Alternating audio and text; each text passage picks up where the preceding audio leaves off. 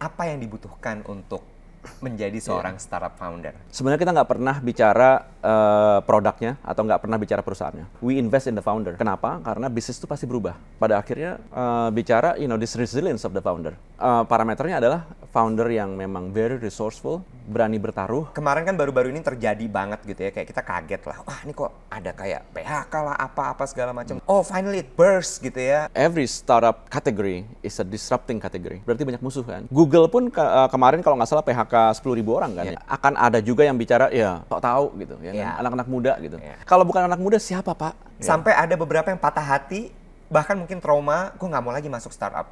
Well, masuk FMCG juga bisa dipecat juga bukan?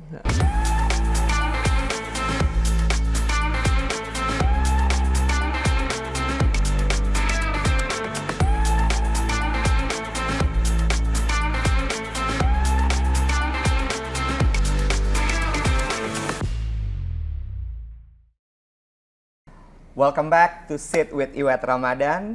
Tamu kali ini di The Writers Bar adalah satu orang yang katanya kontroversial. Kalau di Google tuh selalu gitu ya. Founding CEO startup, ini keywordnya. Terus kemudian satu lagi adalah controversial. Kalau title-nya di LinkedIn adalah Founding CEO of BRI Venture, Niko Wijaya. Emang ada kontroversial ya? Gue kalau Google gitu keluarnya. Oh ya? Iya, ada kontroversialnya. Wah, padahal being honest doang sih sebenarnya itu. Oke, tapi lo emang suka kan kontroversi sebenarnya? Enggak juga. Sebenarnya enggak mau kontroversial gimana lah gitu ya. Karena mungkin jarang yang jujur kali ya. Nah, itu dia. Nah, kita coba ngobrol-ngobrol kali ini. Gue tuh selalu buka, biasanya bilang gini, lucky you can sit with me. Sedap. I'm lucky to be seated with you. Jadi gue mesti kasih tahu sedikit gitu ya, Niko, kenapa kita ada di Writers Bar. Karena Writers Bar ini kan asalnya dari Raffles Singapura. Jadi banyak sekali author, penulis gitu yang mereka sering duduk di sini dan mendapatkan inspirasi, terus kemudian jadi sebuah karya yang sangat besar. Yes. Gue pikir why don't we just sit here and talk, semoga orang-orang bisa dapat inspirasi. Cuma hari ini yang akan kita bahas adalah lebih banyak soal Nikonya instead of what he's doing, terus gimana dengan startup dan sebagainya. Karena menurut gue quite inspirational. Karena lo itu kalau dari podcast, talks yang gue baca, Wikipedia, Google, whatever, lo cukup melawan arus banget orangnya. Sampai akhirnya mungkin ikut arus. Harus berdamai. Bukan berdamai, tapi gini. Well, kita bilang gini deh. Pertama kali waktu kita dengar kata startup, venture capital, 10 tahun yang lalu, 8 tahun yang lalu, itu kan nggak umum kan? True. Nggak umum. Jadi, by definition sendiri, kalau startup di US atau di mana-mana lah, they are disruptors. Ya.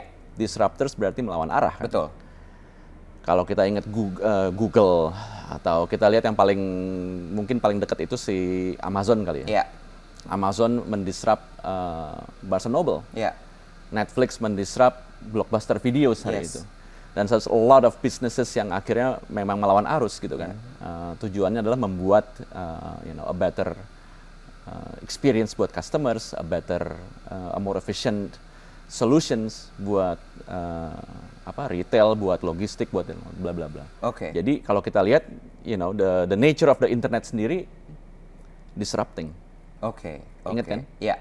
Iya. Kalau kita, I don't know, zaman gue dulu ya, at least tahun 90-an akhir, kita lihat ada revolusi informasi, di mana hampir semua orang memiliki akses terhadap informasi yang sangat luas, yang mungkin yang diimpikan oleh para raja dan para nabi kali zaman dulu. Everything in your hand, right? Semuanya lo bisa baca. Dari segala macam literatur dunia. It will make their job a lot more easier. Ya, dari berbagai bahasa. True. Ditranslasikan ke dalam bahasa Inggris. Gutenberg Project kalau nggak salah. Semua buku ada, ya kan? Semua naskah-naskah klasik, semuanya available. Ya kan? Dan menurut gue itu very disrupting hari itu. Very disrupting, very melawan arah. Jadi kita melihat institusi sekolah mungkin nggak relevan lagi. Oke. Ya kan? Kita dengar sendiri banyak sekali mungkin dari pakar-pakar yang mengatakan bahwa you can study everything dari internet, Ya. ya kan? Ya. Tinggal bagaimana mental lo siap untuk itu. Ya. Kita kan sebenarnya kan nggak siap karena kita nggak siap belajar, bukan nggak siap menerima ilmu gitu. That mental slavery itu masih ada. Nggak boleh belajar ini, nggak boleh belajar itu. Belajar ini buang waktu, belajar ini mungkin lebih relevan. Oke. Belajar mungkin lebih apa, Iya. gitu kan, lebih Iya. sustain lebih dan Iya. yang lain-lain. Iya. Jadi menurut gua the definition of the internet sendiri itu sangat disrupting dan sangat melawan arah dan sangat kontroversial. I like this. Sebelum itu, kita main ini dulu ya. Well, I wonder part dulu. Gue udah nonton video. ini diatur gak sih? Enggak dong. Cuman memang udah. Boleh gue yang ngocok? Kocok. Silakan. Iya. Stop it. Oke ya. Ya, oke. Oke. Lo yang ambil sendiri deh. Gue nggak usah ini biar lo nggak berasa bahwa ini diatur atau apa segala macam nih. Oke. Gue spread. Oke, siap. Go ahead, silakan. Oke. Bacain. Oh, panjang lagi. Go ahead. Wow. Oke. If you could change one thing about yourself, what would it be and why? Panjang lagi. Oke. Bisa ambil Go lagi ahead. nggak? Nggak. Go ahead. Ini emang segmen 1 cuman ini doang. Oh, nggak bisa ambil lagi? Nggak usah. Oke. Udah cuman ini. Langsung nuker? Nggak bisa. Kalau ada orang yang suka nanya gitu ya ke gue Yeah. would you change something about your past? Jawaban gue enggak. Karena every moment in my life lead me to this day, Yeah. right? Jadi dari zaman-zamannya gue mungkin waktu kuliah, awalnya gue enroll di engineering. Iya. Tapi setelah 2 tahun gue ternyata gue nggak suka engineering, Yeah. right? Terus gue akhirnya ngambil bisnis, but gue nggak suka bisnis. Oke. Pada akhirnya tahun keempat gue mungkin gue baru realize kalau gue suka banget antropologi. Oke. Kan? Dan of course setelah itu karena orang tua gue pengen gue nyelesain bisnis juga, jadi gue nyelesain bisnis. But Yeah. business degree is easy, right? Iya. Tapi kalau di saat gue sekarang nih, di saat gue udah mungkin udah dewasa ya sekarang ya, would I change something about myself? Iya sih ada. Ada. Oh, dulu selalu jawab tidak, Tidak. gitu ya. Tapi sekarang Sekarang lo akan ada. bilang ada. Apa itu? Apalagi di past year lah, Iya. mungkin gue mulai mikir gitu kan ya. Iya. Mungkin ada something, mungkin traits kali yang gue pengen ganti gitu ya. Mungkin nggak terlalu tampil terlalu kontroversial misalnya. Oh, lo ternyata ingin mengubah itu. Iya, of course ya. Ya kan? Why? Gini, gue mungkin nggak realize gitu ya, apa yang gue katakan itu bisa menjadi gini, karena kalau gue mengatakan sesuatu gitu ya, Yeah. itu biasanya tuh nggak serius gitu. Biasanya kayak gini deh, misalnya from my tweet, right? Iya. Biasanya tuh gue tweet terus terang lagi santai banget gitu, di kamar mandi gitu kan, ngapa-ngapain dan gue Kepikiran sesuatu. kepikiran just sesuatu tweet it. terus gue tweet kan, lagi duduk gitu kan ya. Dan itu jadi sesuatu yang mungkin di pick up orang dan mungkin akhirnya membuat beberapa orang gitu ya ngerasa ngomongin dia gitu. Padahal enggak gitu. Dan gue ternyata pas gue perhatikan lagi, Iya. I've been doing this all my life gitu kan. Dan without knowing what kind of impact yang gue katakan ke orang lain bisa membuat orang lain tuh seperti create a public opinion about me, right? Since I was in college maybe, dari zaman gue kuliah ternyata. Dan I talk to my friends yang dari kuliah, iya lo orang kayak gitu. Tapi gue nggak maksud gitu. Ya tapi orang mikirnya iya gitu, kayak gitu. Mungkin itu kali bagian yang itunya ya. Agak lebih bisa mengkontrol omongan. Or filter. Filter lah ya. Filter ya. Omongan. Filter. Dan gue mulai belajar mungkin setelah gue di BUMN kali. Itu gue belajar. Gue belajar banget. Gue 8 tahun by the way banyak di sini. sekali yang harus dijaga kalau di BUMN. Banyak sekali yang dijaga dan most of them are my seniors, right? Iya. Dan nggak semua mungkin punya background seperti gue gitu. Interesting. Ya kan, kalau kita biasanya kalau lagi main kan hampir semuanya we share similar backgrounds, right? Right. We share similar friends, ada mutual friends. You and me, we have mutual friends, right? Yes. Tapi untuk yang ini mungkin enggak gitu. Karena age gap dan yang lain, generational gap dan yang lain, mungkin gue harus lebih jaga gitu kan. Di sana sih. Nah, itu mungkin itu. Gue jadi penasaran gimana lo dibesarkan sebenarnya. Oh. Tell me about your childhood. Oh, very interesting childhood kalau gue pikir. Mungkin dari best moment yang you remember, Iya, gitu iya, ya, iya, iya, terutama di golden age Golden Age berapa ya? 1 to 5. Pasti ada tuh momen-momen yang waktu itu tuh yang keinget banget sama lo. Karena gue lupa 1 sampai 5 deh. You don't remember? Nggak inget Waktu deh. TK gitu ada sesuatu yang bener-bener kayak membekas banget. SD. SD mungkin, tapi TK mungkin enggak. Kalau Tapi SD kan apa? 6 tahun, bro. Iya, SD apa yang paling lo ingat? And di mana waktu itu SD? Oh, I was brought up Catholic, right? I was Yeah. brought up in a Catholic schools all the way. Iya, di Di gue SD Ursula. Udah gitu, terus Jalan lanjut- Pos? Jalan Pos. Oke, terus? Iya. Iya, terus? Dan My family kalau nggak Ursula, Canisius. iya, mine is Teresia. Setelah Oke, itu oke. karena Ursula Oh, nggak ada SMA laki-laki. Teresia ya? Oke, SMP terus, SMA terus. Teresia. Ya, terus? Terus gue Teresia karena nggak ada cowok kan di Ursula. Jadi pindahnya juga bukan Canisius. Oke. And most of my friends pindah Canisius. Iya, iya. kan? Karena gue kadang takut deh. Takutnya Kan gue denger kayak dibully segala iya, macam kayak juga. gitu. Iya, jadi udah tahu nih. So jadi dari omongan tadi, so I was karena gue karena aware juga gitu Iya. kalau gue tuh kontroversial juga SD gitu kan. Iya. Jadi pas kalau pikir SMP SMA nih kalau cowok semua katanya abis deh gitu kan. Iya, iya, iya, iya. Jadi pikir yang aman. Treasure. Iyalah. Iya, Iya bagus kan? juga. Oke lah gitu Iya, kan ya. Oke lah gitu. Terus very disciplined school right, Catholic, tapi keluarga gue very liberal. Oh, really? Very liberal family. Gua grow up in a very supporting household. Orang tua gue kayak gini deh, kayak gue kuliah aja deh gitu kan. Atau kayak SMA gitu misalnya nilai jelek gitu ya. Biasanya kan orang tua kan kayak marahin atau kayak disiplin anaknya gitu. Kalau mereka tuh lebih seperti yang ya asal ngerti aja lah konsekuensinya apaan gitu. Really? So you free to explore. Dan gue masih inget zaman gue SMA tuh gue nggak mau kuliah. Abis SMA nggak mau kuliah, gue mau main band. Oke. Dan mereka tuh okein gitu. Seperti yang paling bosan sendiri nanti. Di zaman itu. Zaman itu. Dan waktu gue kuliah, keinginan gue buat main band itu masih belum pudar juga gitu. Masih Jadi pingin. masih Oke. pingin produce lagu, Iya. album gitu Iya, kan. iya. I cannot sing, jadi so I found singers biasanya. Dan gue ngeband sama zaman gue SMA tuh Leo Sabrata. Oh. Main band sama gue, Vicky Senipar, Yeah. main band sama gue. Dan hari itu tuh lumayan kayak apa tuh pengalaman itu ya, membuka banget Oke. my creative side, right? Iya. Dan free to explore dari orang tua gue sebenarnya sangat baik sekali gitu untuk gue gitu. Iya. Dan itu yang mungkin yang lead to this day, dimana waktu ketika gue lulus kuliah, gue inget banget tahun 2000. Orang tua gue tanya kerja di mana, jawaban gue adalah di startup gitu. Mereka belum tahu dong startup itu apa pada zaman itu. Mereka belum tahu startup itu apa. Of course.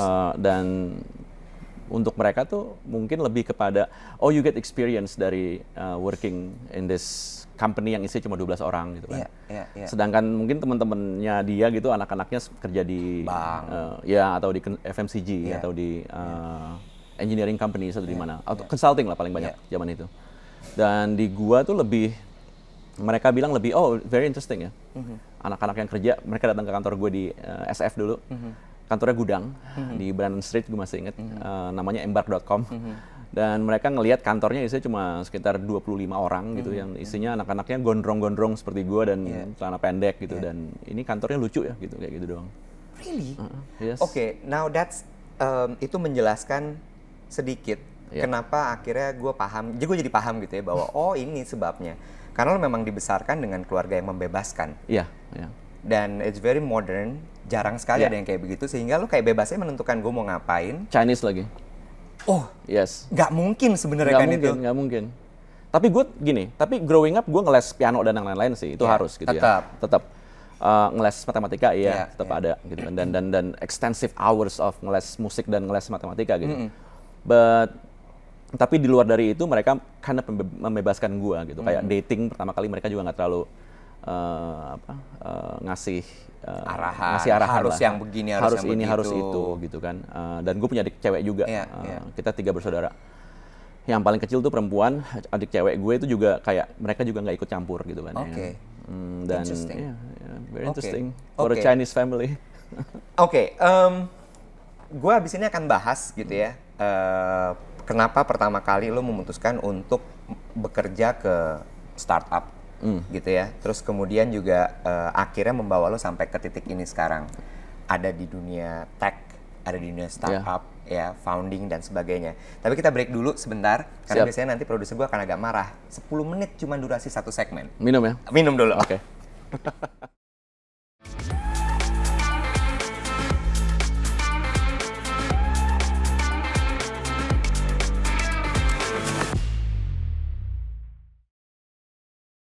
Kita balik lagi masih di Sit with Iwet Ramadan, tentunya sama Niko Wijaya.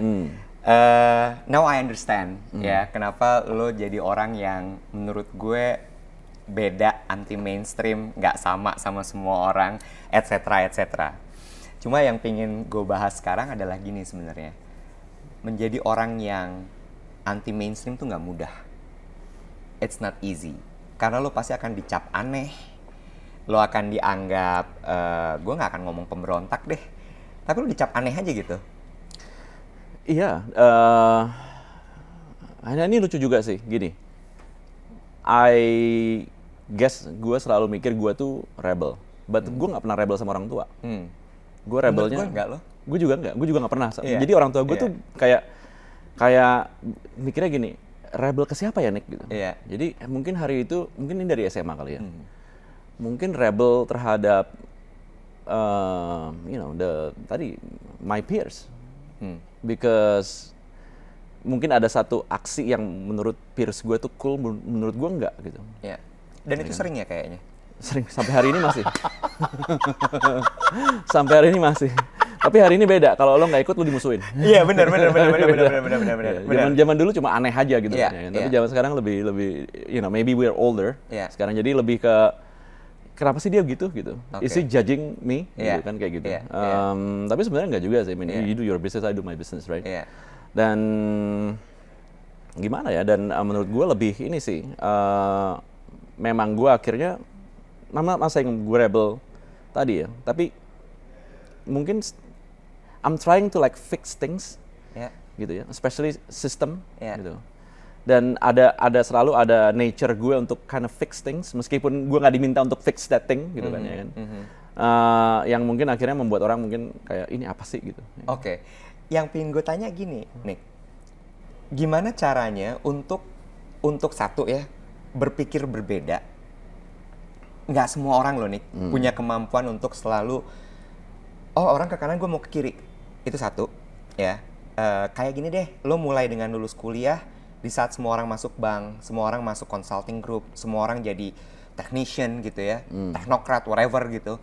Lo masuk startup, which waktu itu belum banyak orang tahu soal startup. Sebenarnya simple sih, it's not about kiri kanan sebenarnya. And then? Tapi karena gue mungkin the way I was raised dan the way gue juga memperlakukan kayak hidup gue santai gitu ya. Jadi pada akhirnya tuh bukan gue nggak ke consulting, bukan gue nggak ke banking, gue nggak diterima. Lanjut. You have to understand, tapi Iya, gini, iya, karena gini ada anak yang lulusnya lama ya Iya, kan, iya. dari pokoknya gue lulus 6 tahun gitu Iya, kan ya kan, iya. dimana anak-anak tuh lulus 3 tahun 4 tahun, Iya. ini lama lulusnya dan Iya. nilainya jelek gitu kan. Iya. Jadi waktu gue pernah kali gue mungkin I applied, jangan salah. I applied to Accenture di San Francisco. Gue di mana-mana lah gue apply. Bank of America dan yang lain. They don't want me. They didn't want me because my GPA is too low. Oke. Gitu. Dan the only mungkin industri yang hari itu accept gue adalah industri yang udah mau meletus sebentar lagi. Oke. Namanya .com. Iya. Gue lulus tahun 2000. Iya. 2002 .com boom. Iya. .com bust, Iya, right? iya. So jadi cuma mereka yang mau terima gue. Iya. Kenapa? Karena kalau misalnya anak ini kerja di sini, this kid yang don't belong anywhere. Iya. Kalau misalnya one day industrinya bust, dia juga kenapa-napa kok gitu. So that was my experience pertama kali ke sana. Karena gue nggak diterima di mana-mana, bukan gue mau ke sana, enggak. Gitu. Iya. And when I went there, Yeah. this company gitu Yeah. ya, dan gue melihat seperti yang, wow, this is where I belong gitu Yeah. kan. Kayak kalau lo nonton video klipnya Blind Melon, inget gak? Yeah, yeah, Yang ada anak pakai anak kacamata terus kayak kupu-kupu gitu kan ya kan. Akhirnya dia nemuin anak-anak itu juga gitu. So that was me hari itu. Yeah. This is the place where I belong. Yeah. Dan gue masih ingat setiap kali kita town hall meeting gitu ya. This founder, this guy, dan kita semua 30 orang mungkin, itu tuh bawa poster dia gitu. Kayak semacam kayak he will save us, right? Kayak gitu. Kayak sekte. Kayak sekte kan. karena kan kalau kita bicara startup itu kan runways, right? Betul. You can perish anytime. Ya. Ya kan? Dan memang hari itu kita lagi benar-benar lagi fundraising dan benar-benar lagi nyari duit buat continuation gitu of the business gitu kan. Akhirnya perusahaannya dibeli sama Princeton Review kalau nggak salah. So jadi gue melihat ini pekerjaan yang gue mau gitu. Pekerjaan yang mungkin apa ya? Very liberating job, right? Okay. Dan it's bukan melawan arah, but it's kind of making a statement that people like me gitu ya. Ternyata bisa make it juga gitu di dunia gitu. Yeah. With this industry. Ada faktor luck-nya juga nggak sih? Maksud gue gini ya, orang pasti banyak yang kayak gitu. Kok gue I don't belong here, I don't belong there. Tapi kemudian dia nggak nemu-nemu gitu. Sementara your path itu oke lah, nggak keterima, masuk.com, and then I belong here. Yeah. Iya kan? Of course ya. Ada luck-nya berarti. Oh yeah. I mean, I think life is 99.99999% itu luck. Oke. Karena kalau misalnya gini deh, misalnya gue lulusnya 5 tahun sebelumnya atau 10 tahun sebelumnya, gitu ya. If I was 10 years older, mungkin industrinya nggak ada. Okay. Dan I will be stuck with me not being accepted anywhere, right? Industrinya nggak ada. Gitu. Kalau gue lahir 10 tahun lebih awal belakangan, mungkin industrinya udah ada dan udah banyak orang seperti gue, gitu. Ya kan, dimana semua orang mungkin sama gitu seperti yang I don't belong anywhere. Dan but I have this creative thinking flowing, right? Dan gue masuk sana, just become one of the many gitu. But yeah, of course ya ada. Oke. Jadi artinya untuk anak-anak zaman sekarang gitu ya, lebih mudah sebenarnya karena orang-orang seperti lo udah memulai itu semua. Tapi banyak sekarang. True. Tapi harus cari yang lain. Nah, gitu kan? Ini dia pertanyaan selanjutnya adalah menjadi berbeda. Menurut gue adalah salah satu hal kunci untuk menjadi startup founder. Since you deal a lot with startup founder dan lo melihat mereka, kemudian akhirnya funding ke mereka segala macam. Menurut lo sendiri ya, apa yang dibutuhkan untuk menjadi seorang startup founder?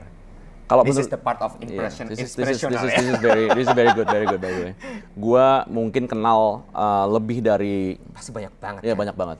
Dari 2012 bayangin ya kan. So it's like maybe more than 100 founders. Dan kalau kita bicara startup, sebenarnya kita nggak pernah bicara produknya atau nggak pernah bicara perusahaannya, tapi orangnya, gitu kan. That's number one. We invest in the founder. Yeah. Kenapa? Karena bisnis itu pasti berubah. Yeah. Apalagi startup, ya kan. Gini, this mighty corporations, ya kan, Apple atau apapun juga, they can squat you anytime, ya kan. Lo founder, terus udah gitu lo bikin something yang akhirnya jadi unicorns, and then this Singaporean datang ke Indonesia, tinggal burning money, diskon, hilang gitu kan. Done. So what can you do as a founder to navigate this, right? So kita, of course, pada akhirnya bicara, this resilience of the founder. Foundernya tuh backgroundnya apa sih gitu. Dulu lebih sulit. Kenapa? Karena dulu kita nggak bisa ngukur ini founder bisa jadi apa enggak karena pengalamannya tuh irrelevant biasanya dengan dunia yang sekarang gitu. Kalau sekarang lebih mudah. Kenapa? Karena most of the founders hari ini itu alumni dari some of the companies, companies, unicorns, dari Grab, dari mana lah, dari Shopee gitu, Gojek, they become founders, right? So they know what to do. Dan beberapa dari this alumni ini mereka juga bawa timnya dari tempat pekerjaan yang dulu untuk bikin ini bareng gitu. Tapi kalau kita bicara 8 tahun yang lalu, 10 tahun yang lalu, 2012, itu kan mereka dari bisnis yang berbeda, latar belakang yang berbeda. FMCG jadi founder, kan beda banget settingannya, ya kan? Atau consulting jadi founder, it was kind of different principles, everything. Karena lo biasa kerja di sistem, setelah itu lo kerja sendiri, gitu kan? Tapi hari ini, tapi tetap sama, parameternya adalah founder yang memang very resourceful, yang berani bertaruh, gitu ya. I mean, taruhan tuh di sini skin in the game tuh penting banget. Karena biasanya founder ketika dia dapetin sesuatu gitu ya, itu pasti akan bet everything lagi di meja. True. Ya kan? Instead of founder yang udah dapet sesuatu, terus kind of semi-retired. Gitu. gue masih ngerjain startup gue tapi gue invest di ruko gitu misalnya, cari yang safe. I don't like that. Biasanya kalau yang tipe-tipe yang pertaruh kayak begini nih, itu yang gue suka sih. Oke, nomor 1 resilient, terus kemudian dia petarung dan juga petaruh, ya. But how you found out? Gimana caranya? Pertanyaan seperti apa yang lo sampaikan ke mereka biasanya? Pertanyaannya pasti nggak berhubungan dengan Jadi lo ngobrol aja gitu? Ngobrol. Biasanya kita gini, before you make investment, right, you have to at least have the information about this guy, atau this person, atau this team, right? Atau kalau misalnya informasi itu nggak lengkap, you become, if they are, of course, kalau mereka pleasant enough to be around with, kalau enggak juga males kan lama-lama. Lo nyari nggak yang kayak gitu? Of course ya. Gue masih ketemu some of the very interesting founders these days. Oke. Dan masih sangat menarik dan very unique people too.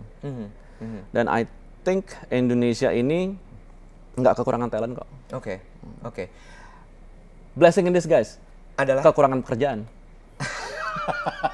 Jadi kreatif. Interesting.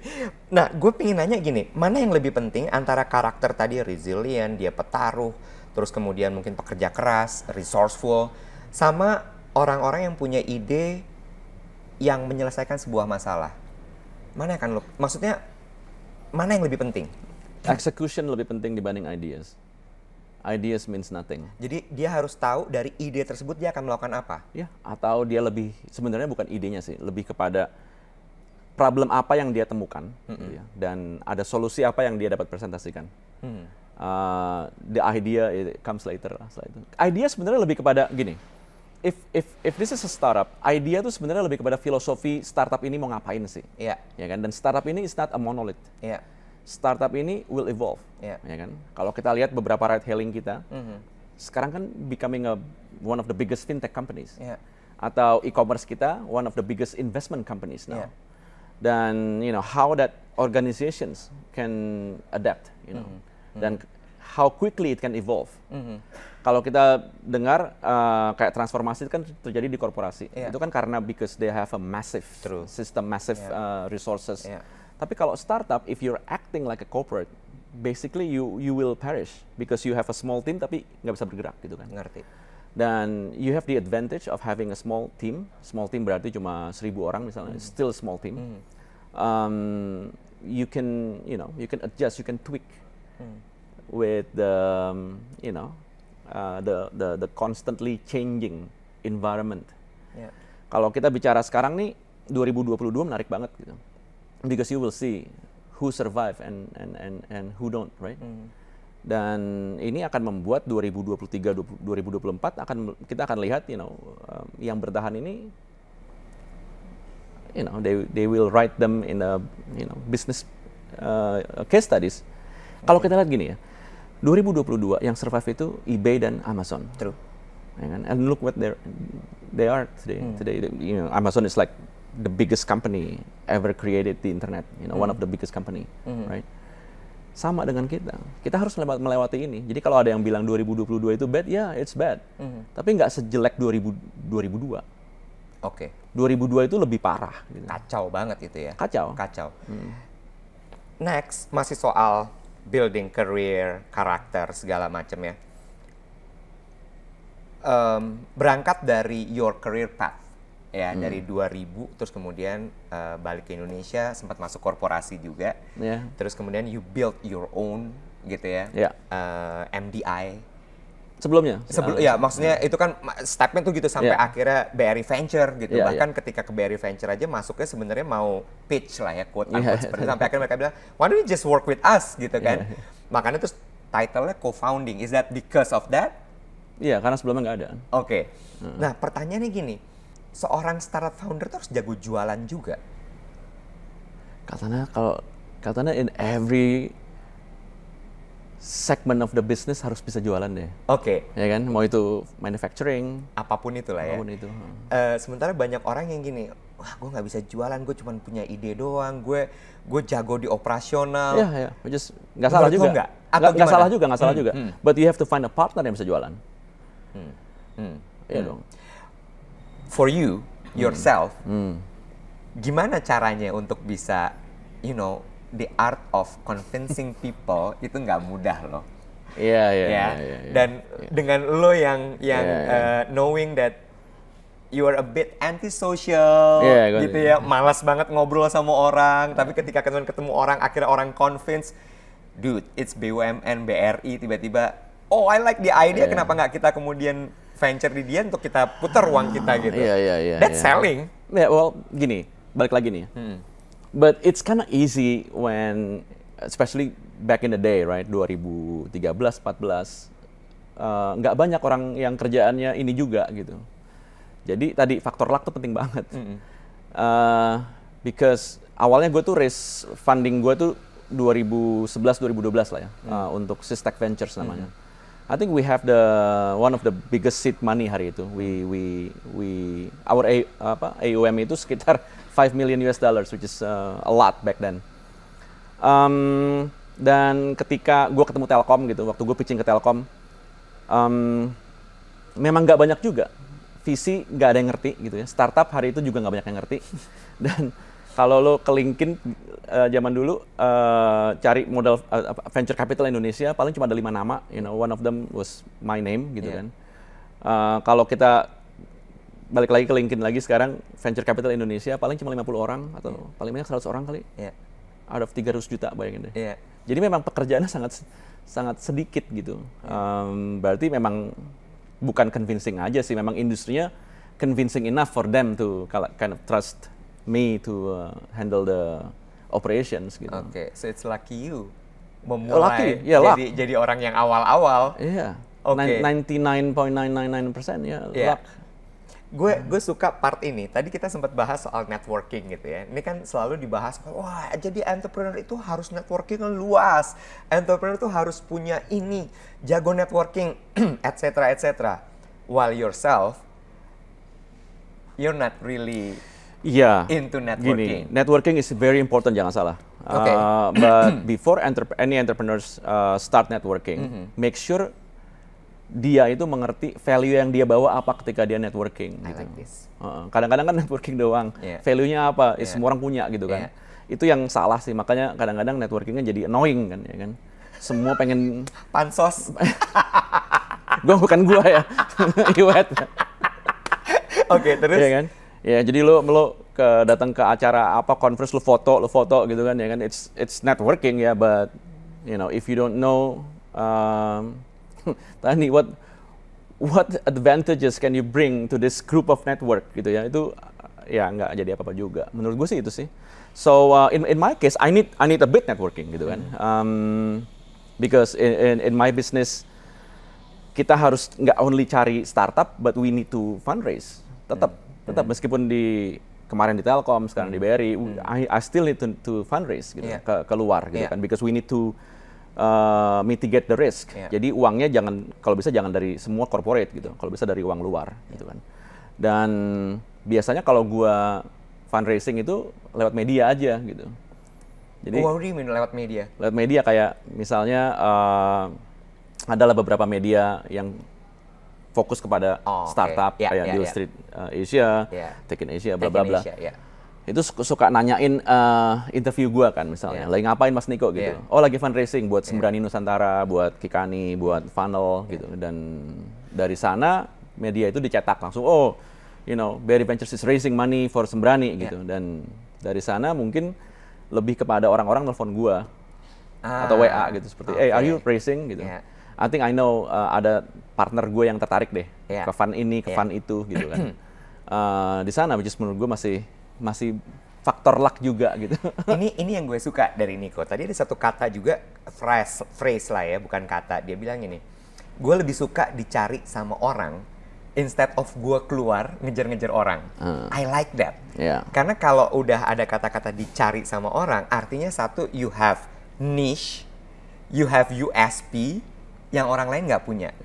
Tapi pertanyaannya gini, gimana caranya ngebentuk itu? Gimana cara ngebangun itu? Kalau gini, gue nggak gini. Basically bukan dicari orang sih, tapi kalau lo masih mudaan gitu. Sekarang gue udah nggak bukan dicari orang lagi by the way. Dulu iya. 10 tahun yang lalu siapa sih yang nggak mau nyari, you know, this kid, you know, out of nowhere, lagi punya visi mengenai venture capital, startups, bla bla bla.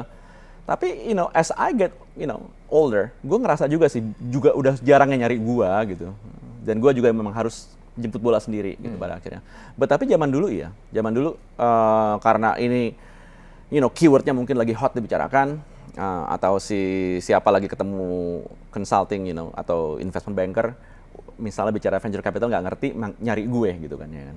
Tapi hari ini harusnya sih semua orang udah fasih dan udah ngerti juga dan udah banyak juga gitu. I'm not sure loh. Oh ya? Menurut gue masih sulit orang untuk bisa menemukan niche-nya sampai akhirnya dicari sama orang.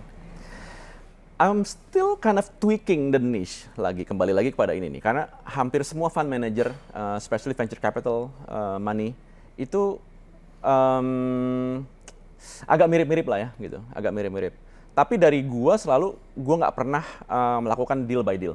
Maksudnya gini, banyak venture capital yang menjanjikan return. Ya. Ya, jadi zaman dulu nih waktu gua ke Telkom gue inget banget. Jadi Telkom tuh nggak langsung ketemu gue, langsung percaya gue enggak. Kita ada 4 VC kalau nggak salah. One of the VC was me. Tapi 3 ini menjanjikan return doang. Returnnya juga buset deh, angkanya kayak yang nggak masuk akal juga sih. Gitu, ya kan? Tapi when you sell investment, tentunya you are promising something yang above the average, right? Nah tapi waktu gue presentasi ke Telkom 2014 gitu ya, gue lebih tertarik membangun ekosistem. Karena menurut gue Indonesia itu atau Asia Tenggara ya, itu bukan ekosistem yang mature seperti US. US tuh udah sekitar 7 cycle teknologi investmentnya di sana. True. Ya kan, kita nggak bicara Google ya, tapi kita bicara ada yang bust juga sebelumnya, ya kan. Amazon is one of these guys. Tapi sebelumnya lagi ada Intel, ada Apple, Atari. So jadi ini ada Cisco System, Oracle. So ini udah 7 cycle jalan. Dan 7 cycle ini terbukti up and down, right? Dan Indonesia itu baru ngelewati 1 cycle yang baru mau ke atas gitu kan. Baru mau naik. Jadi the way gue mungkin presentasi ke Telkom hari itu adalah if you don't invest in ecosystem, gue nggak yakin ini bisa jalan sih. Karena waktu lo bikin e-commerce ya 2012, ingat gak sih hari itu kita harus kayak bayarnya aja nggak tahu pakai apa. True. Lo nggak mungkin kasih credit card hari itu kan? Kenapa? Karena lo nggak tahu ini trusted apa enggak. True. Sampai hari ini juga agak sulit sebenarnya untuk lo percaya data itu nggak di kemana-mana kan. Kedua, jadi bayar COD ya. COD itu berarti lo harus nungguin di rumah kan? Atau lo kasih your satpam lah yang jaga, kasih uang gitu. Kedua, lo nggak yakin kapan barang ini sampai. Ya kan? Jadi ada 1 masalah payment, 2 masalah logistik, dan ketiga, 4 masalah asuransi kalau nggak sampai seperti apa, pengembaliannya seperti apa. So ekosistemnya itu nggak ada gitu. Kalau kita bicara fintech hari itu, e-wallet gitu ya, e-wallet yang paling gampang. Siapa yang pakai? Ya kan? 21 nggak terima your dollar your rupiah dalam e-wallet. Gitu.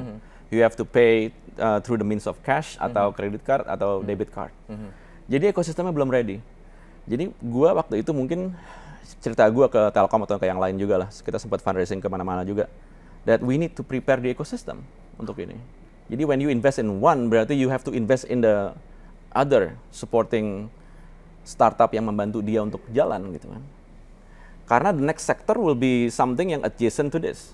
Dan kita nggak mungkin ada sektor lain yang tumbuh out of nowhere. Jadi setelah e-commerce tentunya payment, right? Setelah payment, credits. Setelah credits pasti tadi apa tuh, logistik dan yang lain.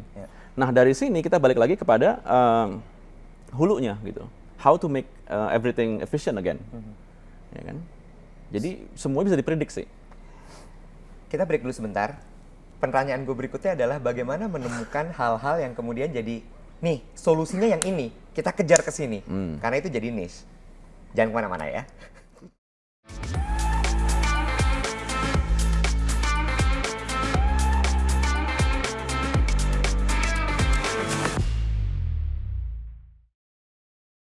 Welcome back to Sit with Iwet Ramadan.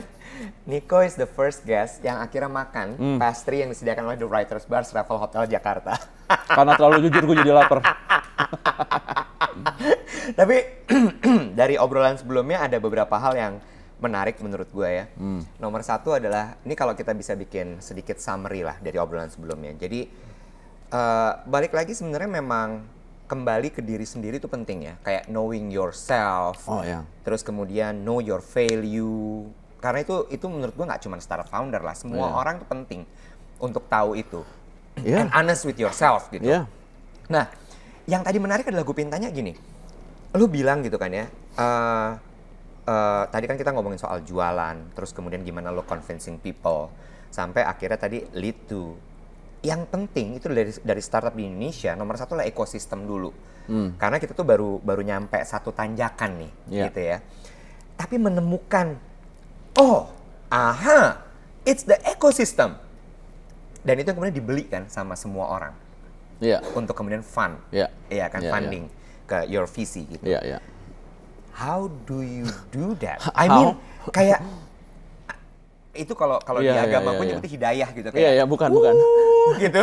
Definitely bukan hidayah. Tapi pengalaman gua mungkin dari atau any founders out there, gue yakin setuju juga sama gua. Mungkin gue nyoba soalnya. So during the Systech Ventures year, gue tuh venture builder. Jadi kita ada beberapa lah, kita punya e-wallet juga, kita punya advertising, kita punya digital advertising, kita punya gaming company, macam-macam lah. Hari itu kalau nggak salah ada sekitar 12-13 perusahaan Yeah. yang kita venture build Yeah. gitu ya. Dan di sana kita menemukan banyak masalah gitu. Ketika kita mau roll out e-wallet kita, ternyata nggak ada yang pakai gitu kan. Ketika kita lagi bagus-bagusnya nih si gaming studio ini namanya Tinker Games by the way di Bandung, itu tuh ternyata juga nggak banyak orang yang punya payment untuk beli gamenya gitu di Android Store atau apa. Jadi kita pikir ya kalau kita buat sesuatu 2012 hari itu dan nggak ada yang pick up meskipun kontennya bagus gitu ya, bukan salah foundernya tapi memang nggak siap ekosistemnya gitu kan. Jadi so it's not something yang aha moment sebenarnya. Jadi lebih kepada proses yang very painful gitu untuk semua. Jadi berarti artinya memang harus menganalisa, constantly analyze everything tuh kayak wajib gitu ya? Wajib karena kalau misalnya ada let's say game studio datang ke kita, setiap perusahaan kita juga, tapi di founders atau di executives di sana bilang, kita bikin game seperti ini kayak mungkin 5 bulan gitu ya, tapi very very low tractions because nggak banyak orang yang punya. Hari itu kalau nggak salah Telkomsel belum ada payment untuk gaming deh juga, jadi agak-agak sulit. Pulsa aja juga nggak bisa ditukar gitu kan. Jadi menurut kita tuh memang sangat sulit sekali untuk bergerak gitu. Dan I think most of the founders out there juga ngalamin yang sama gitu sekarang. Jadi berarti kemampuan menganalisa, critical thinking itu sangat penting sekali sebenarnya, kayak mempertanyakan segala sesuatu setiap hari. Specifically your business gitu ya. Oh ya, itu ya, kalau itu ya. Itu adalah satu hal yang harus banget dimiliki. Ya, tapi yang mungkin yang lebih penting lagi adalah if you're a founders gitu ya, or if you itu lebih kepada pertanyaannya the reason for your existence. Apa sih gitu? Raison d'être istilahnya. Ya kan? Why am I here? Gitu kan ya kan? Why do I exist gitu. Itu penting banget sebenarnya untuk ketika si founder itu udah melewati threshold di mana dia menjadi inspirational unicorn atau apapun juga namanya. Itu penting sih karena because when everything is done business wise atau ini, dan mungkin ada teman-teman lo atau partner lo yang bisa ngerjain yang ini, so the next evolution is you have to evolve, right? Yeah. What is your method ketika menganalisa, melihat ini personal ya? Iya. Kalau gue ngelakuin, kalau gue langsung gue lakuin, because lo nggak mungkin menganalisa sesuatu tanpa lo lakukan, gitu kan ya kan? Yeah. When you are doing it, berarti you hit the wall, gitu kan? Dan you find a way to navigate, nextnya apa sih setelah you hit the wall, gitu kan? Jadi bukan something yang dipikirin berandai-andai kalau gue hit the wall seperti apa, gitu kan? But you have to hit the wall beneran, gitu. Dan when you poke the wall, ini dari Steve Jobs mungkin, if you poke the wall, try to poke the wall, mungkin something yang came out from the other side, pasti gitu ada kan? sesuatu, pasti reaksi ada. kan? Iya. Jadi gue ngelakuin sendiri. Jadi hampir semua yang gue lakukan itu tanpa berandai-andai gitu loh. Jadi ketika gue misalnya mau buat fintech fund lah misalnya gitu ya, I just go to misalnya BRI atau kemana gitu. Let's do this. Lihat setelah itu problemnya apa sih gitu. Yeah, Ya kan? yeah, Because yeah. everything is still new. Ya kan? This is only one cycle di Indonesia. Yeah. There's no definition of what is a successful startup, what is a successful venture capital, what is a successful venture builder. Jadi semuanya tuh masih kita mencari bentuk gitu. Mungkin cycle kedua nih nanti, ini kita udah lewat satu ya. Mungkin yang kedua akan beda gitu. Different lagi ya. Mungkin they don't need people like me anymore, or maybe they don't need startup founders anymore, or maybe the whole industry will evolve becoming bigger than it is, gitu kan. Yeah. But something yang kita suka lupa adalah industri ini dulu nggak ada loh, iya kan? Iya. 2012 coba lihat deh, ada nggak? Iya. Startup founder tuh pengangguran dulu, Iya. ya kan? Nggak ketemu di mana-mana startup founder namanya, ya apa nggak? Iya. Oke. Ya kan? Jadi kayak gitu. Oke. Nah, yang juga gue selalu dapatkan ya ketika moderate talks gitu, atau mungkin orang nanya sama gue soal building a business, ketika bisnisnya mulai turun, terus kemudian wah ini kok kayak nggak ada jalan lain, ini gimana ya caranya segala macam. Pertanyaan selalu gini, kapan kita harus maju terus, kapan kita harus berhenti, terutama untuk masalah berhenti, pivot kah atau tutup bisnisnya, atau you just have to kill it. Sementara kan banyak yang bilang, if it's your passion, you know what you're doing, keep doing it, push it, gitu kan? Iya, banyak yang ngomong gitu juga gitu. But it's not passion, right? Harusnya, because gue dari awal nih gue sempat ada some friends yang talking about passion a lot too. But passion come and go. Tapi kalau lo bisa menguasai, something yang lo nggak suka. Ya kan, dan that become your passion, to conquer, to master, right? To master something yang lo nggak suka. I think that's a different thing because passion is not an object, right? Yeah. Passion is a process, When we talk about passion, it's more like you believe in something, dan there's nothing yang lebih besar daripada you believe in yourself, right? And that's passion, believing in yourself. Tapi ada orang yang men-treat passion itu sebagai this is object, croissants is my passion gitu. Ya kan? Jadi artinya gini, kalau misalnya memang ya banyak lah ya orang-orang juga ketika dia menjalankan bisnis, kok ini nggak terbang-terbang ya bisnisnya? Pasti nggak ada yang terbang. Semua juga nggak ada yang terbang. So it's a never-ending journey? Iyalah, because once gini, at least when it kind of terbang, pasti lo akan ketemu ceiling lagi. Ketika lo ketemu ceiling lagi, dan lo akan mikir seperti, kok nggak terbang ya? Padahal udah terbang gitu. Yeah. Mungkin ceilingnya nggak tinggi tapi pendek ini gitu kan. Terus ketika lo melewati satu threshold lagi, lo ketemu ceiling lagi gitu. Kok nggak terbang ya gitu. Ya kan? Meskipun lo ternyata lihat ke bawah udah melayang juga sedikit, berapa senti gitu kan. Tapi ya tadi gitu. So balik lagi adalah ke analisa, pengukuran. Ini udah nyampe mana? Kalau memang ada growth-nya jalanin lagi. Yeah. Karena it's a threshold anyway, lo harus just have to pass the threshold. Nah, tapi yang paling penting gini. Jadi gini tadi ya, passion as you treat something, an object as passion, gitu kan. So, jadi perusahaan lo itu passion lo. Gitu. Yeah. Sebenarnya passion lo tuh harus lo sendiri, gitu kan.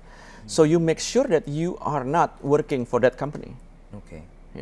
That object. Yeah. You have to better yourself, work on yourself. Yeah. Work on yourself berarti you need to be able to grow. Not the company that grow, but you need to grow. The company will grow with you. Kalau misalnya the company is not growing with you, then you leave the company and create something else yang bisa grow with you. Gitu kan? Nah, itu yang kadang-kadang orang lupa kan. Because otherwise you will be working for something yang ngukurnya growingnya punya jadi dari hanya angka gitu. Sedangkan when you have a self development, self growth gitu kan ya kan, itu kan nggak bisa dinilai pakai angka, and then the numbers will translate whether you can bring this company, we can elevate this company or not, then probably the numbers will be better than the number yang dilihat dari every quarter of your company performing. This is an aha moment for me. Aha moment for me too. Gue juga baru kepikir. Tapi that's really good loh. Maksudnya gini, fokus on yourself. Ketika lo bisa berkembang, lo evolve. Ya, lo tarik perusahaan lo with you. Iya, dan itu akan translate to the numbers. Yeah, of course. Dan it will translate to a probably exponential numbers. Yeah, dan true. arithmetic numbers, right? True. Now, let's talk about the future of startup industry. If I may. Oke, boleh. Ya, karena Udah terlambat kita untuk there's no turning back point kayak No udah turning begini back, masa udah lo, begini, gue ya nggak mau kan? gitu. Kemarin kan baru-baru ini terjadi banget gitu ya, kayak kita kaget lah, wah ini kok ada kayak PHK lah apa-apa segala macam, terus banyak orang yang bilang bahwa oh finally it burst gitu ya, bubble it burst, no future for tech industry, for startup, bla bla bla bla bla. But tell me the real insight. Oke, kalau kita PHK hampir di semua sektor lah. Of course. Ya, ada PHK. Of course. Mungkin tapi gini, mungkin karena this is something yang tadi, something yang dulunya nggak ada, terus sekarang ada, cepat gitu kan ya kan. Karena gini, the media love the zero to hero story, right? So when this guy, come from nothing, build a business, then the business turn into something yang great. Tiba-tiba sekarang kok enggak ya gitu. That's easier untuk kita untuk relate lebih, enggak juga kan gitu. Dan you have to understand, tadi kita ngomong pertama kali ya, that every startup category is a disrupting category. Berarti banyak musuh kan. Netflix pun diomongin gitu sekarang ya kan. Netflix diomongin, Amazon pun masih diomongin sekarang. Google pun kemarin kalau nggak salah PHK 10.000 orang kan ya kan, masih diomongin juga. Gitu. Facebook. Imagine Facebook, I mean young CEO, founder gitu kan, apalagi anti social juga sama. Kayak robot katanya, mungkin bukan manusia gitu kan. Ketika dia PHK mungkin 10.000 orang dan pasti jadi omongan gitu. Tapi if you see some very traditional companies yang PHK orang juga mungkin nggak terlalu diomongin gitu loh. Kenapa nggak terlalu diomongin? Karena mungkin because they're here for maybe 50 tahun, 100 tahun gitu. Ini cycle buat mereka akan overcome this gitu kan.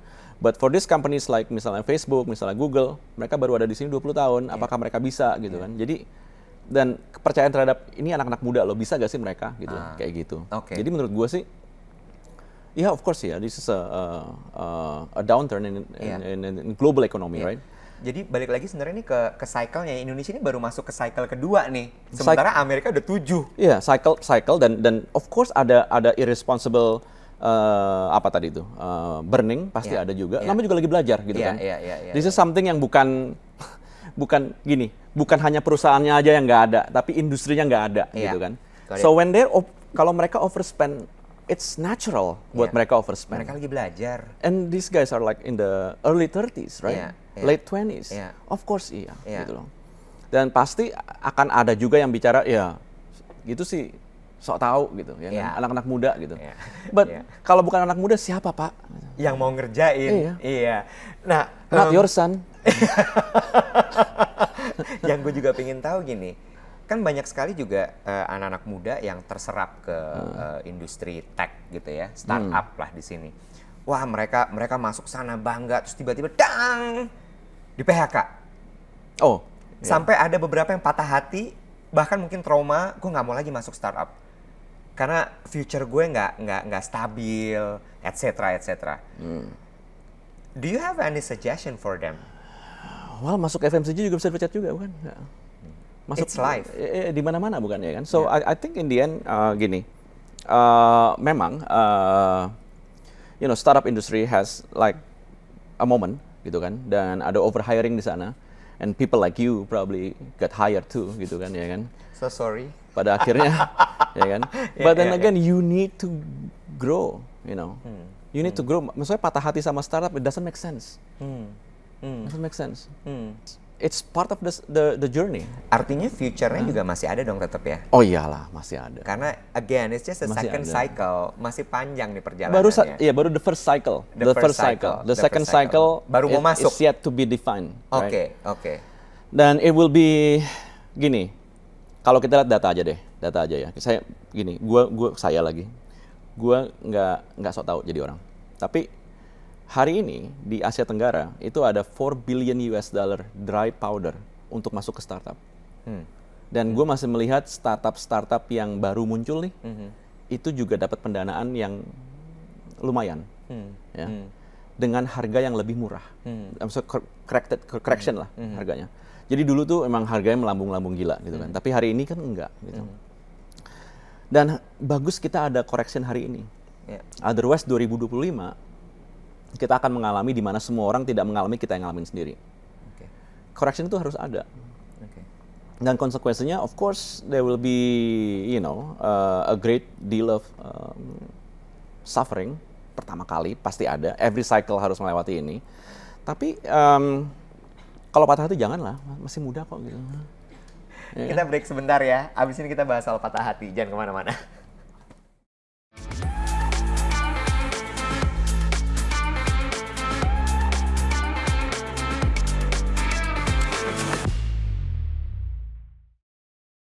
Masih di Sit with Iwet Ramadan, jangan patah hati, karena patah hati adalah bagian dari hidup. Dan startup itu masih akan panjang, ya. Tech company, tech industry itu masih akan panjang. Ini baru selesai satu cycle. Yeah. So, it's life. Nggak, kalau misalnya selesai berarti there will be no e-commerce. Iya. Can you live with that? Nggak bisa Iya, juga. nggak bisa juga. Apa yang harus diperhatikan oleh tech company saat ini berarti? Karena maksudnya gini ya, kalau kemarin di cycle pertama kan kita, ya, orang awam gitu lihat burning, over hiring, terus kemudian nggak perhatiin PNL, semua valuation based on, downloaders lah apa segala macam gitu. Apa yang harus mereka perhatikan di cycle kedua ini? Masuk ke cycle berikutnya. Well, gini, kalau misalnya every startup founder cycle manapun juga memang harus perhatikan, how much you burn dan dibandingkan dengan how much you gain dari that burn. Kalau nggak burn juga nggak mungkin, gitu kan. Tapi mungkin dari pengalaman ini semua, mungkin kalau startup founder, gue bisa sampai sana doang ya. Tapi kalau dari investornya misalnya deh, ini pengalaman juga nih kita di sini. Setiap investor itu harus dapat membantu, gitu, quote on quote. Membantunya nggak hanya uang, karena uang tuh banyak banget. Tadi kan seperti gue bilang, there are 4 billion US dollars sekarang dry powder ready for Southeast Asia. Kalau kita bicara Southeast Asia, Indonesia lah, gitu kan, paling besar. Talentanya paling besar, marketnya paling besar.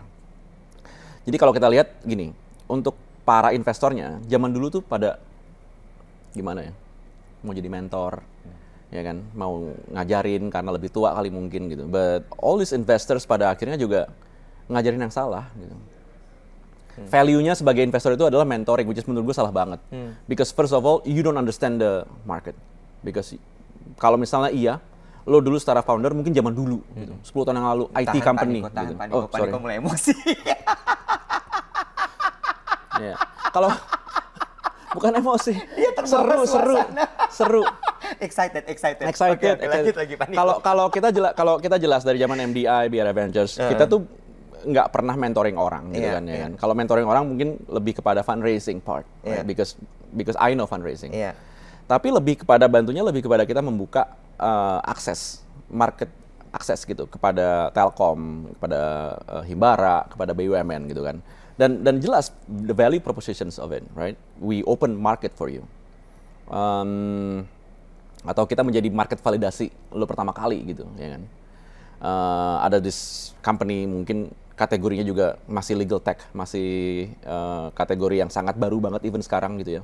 Itu mungkin mendapatkan boost pertama kali itu dari IndiHome, dari Telkom gitu kan. Mungkin pada akhirnya sekarang akhirnya menjadi one of the biggest startup companies yang baru racing kemarin, keren banget.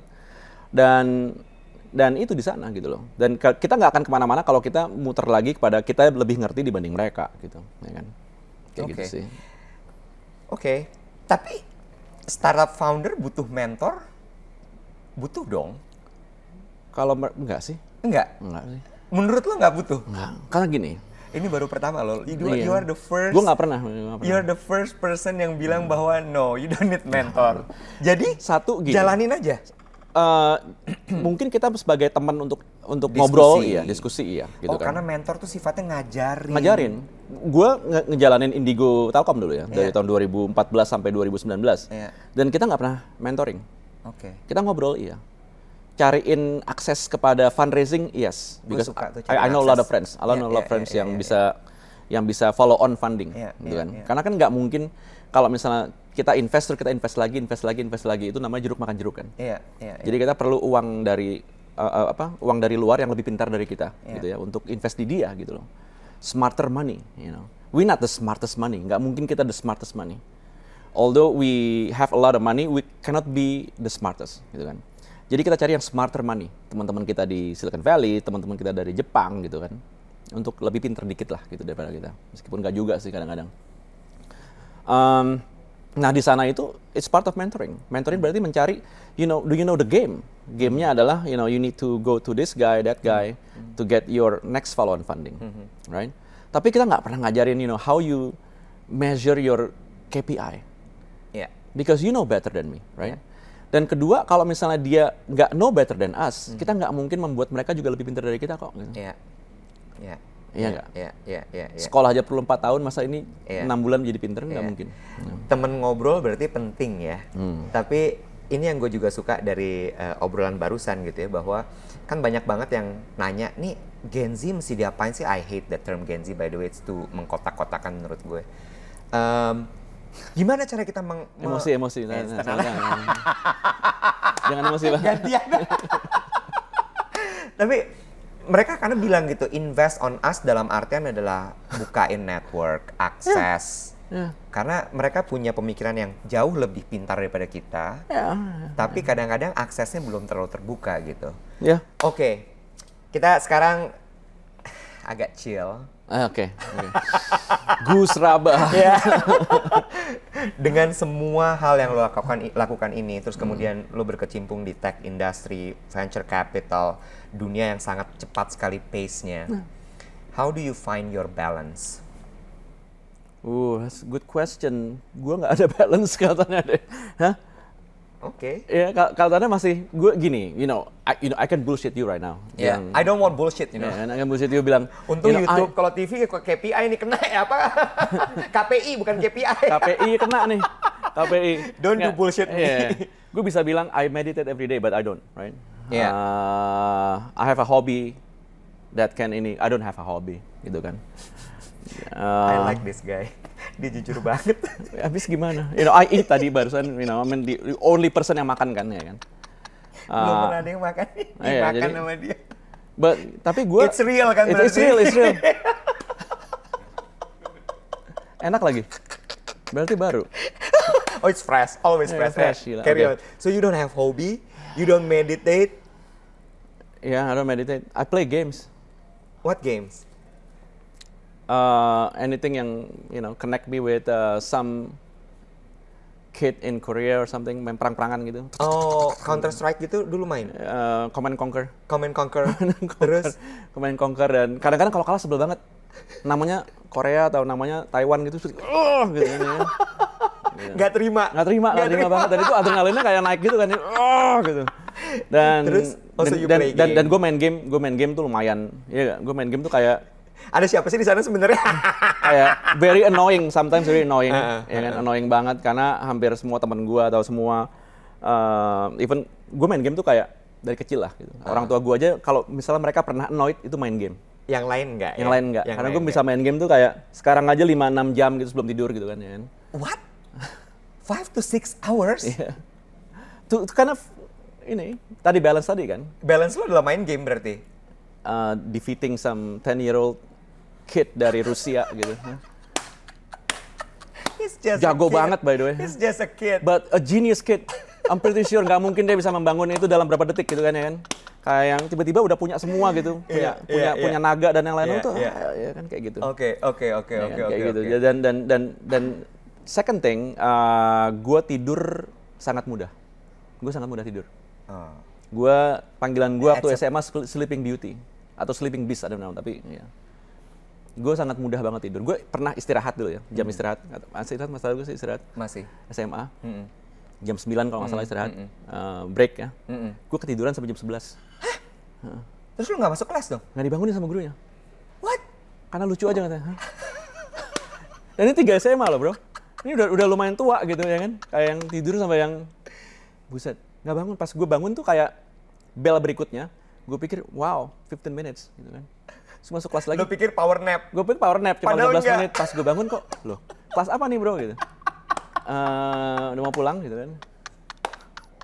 Pelajaran terakhir. Gue sangat mudah tidur by the way, sangat mudah tidur. Kayak tidur tuh gampang banget. Kayak di pesawat terbang ya, langsung duduk langsung tidur. Itu susah loh. Nggak banyak orang itu bisa tidur di zaman modern seperti ini. Iya. Okay. Maybe I don't know. Maybe It's something wrong. So main game sama tidur itu adalah balance lo. Iya. Itu doang. Balance gue tidur sama main game. Olahraga, lari itu kayak di Instagram lu tuh sebenarnya adalah Kalau gue lari itu gue mikir. oke. Gue mikir. Gue kayak 1 jam itu kayak kosong. Ini gue. Dan raga gue kosong. Tapi pikiran gue kayak, I'm trying to like structure my day. Seperti apa, atau structure my week during that run. No, I understand. Disitulah kadang-kadang Gua lu dapat fokus. inspirasi, ide-ide Iya, segala iya. macam di running itu. Iya, dimana lo udah keluar nih, Keringat, dopamin, Dopamin, udah keluar endorfin. endorfin gitu kan, udah keluar semua, terus baru lo clear, lo mesti ngapain gitu. Kayak tiba-tiba, ya terus terang kayak Sembrani Nusantara, it was like the first Dana Ventura di Indonesia, gue dapetin ide itu dari lari. Oke. Lagi kosong gitu, kenapa belum pernah ada ya? Kenapa nggak gue yang coba ya gitu? Kira-kira step-stepnya apa sih gue coba gitu loh? Iya, iya. Kayak gitu. Interesting. Nico, thank you very much. Thank you bro. It's a very interesting conversation. Very interesting. Ini Gue juga nggak nyangka. And thank you very Thank you, much thank by you. the way udah mau nyempetin waktu dan datang duduk di Sit with Iwan Thank you. Ramadan. Yeah. Harusnya sih ini ada banyak sekali yang bisa dipelajari sama teman-teman semua gitu ya, mulai dari startup founders, orang-orang yang bekerja di tech company atau bahkan yang tidak bekerja di tech company. Ya, nggak ada hubungan sama tech. Yeah. Yeah. Thank you so much. Thank you. And Bro. good luck for everything. Thank you, thank you. All right. Bye.